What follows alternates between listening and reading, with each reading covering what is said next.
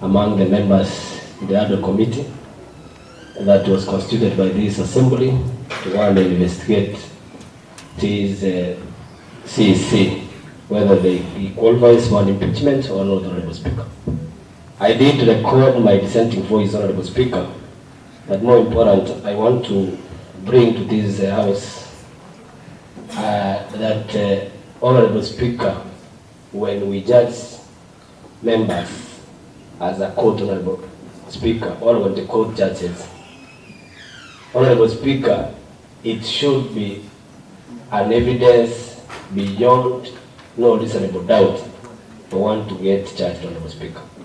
Honorable Speaker, I want the House to know that among the 4 witnesses we interrogated, Honorable Speaker, none, not even one, Honorable Speaker, had an issue with the CC administration, Honorable Speaker.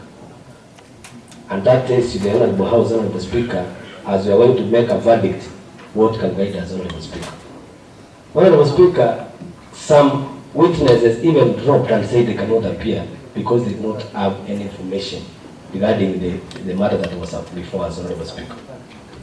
Honorable Speaker, it pains me as a young man and as a young father that today it can go into history, Honorable Speaker, that I was part and parcel of members of an assembly that sent somebody to political oblivion, career oblivion, and that makes us understand what the lives of that young man are going to go to, Honorable Speaker. Honorable Speaker, allow me to quote one man called Charles Bokosek, who lived in the year 1920 to 1994, Honorable Speaker. Charles Bokosek said, Honorable Speaker, injustice,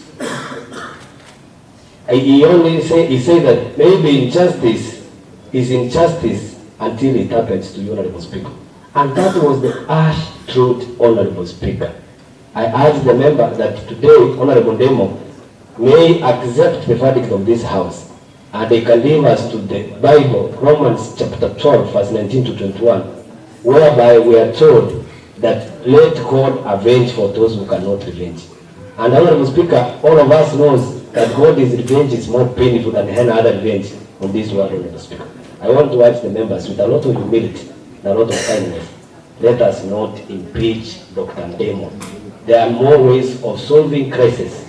We can use arbitration, we can use mediation, and Honorable Speaker, that can end us in a serious, sober way of solving crisis when they arise, Honorable Speaker.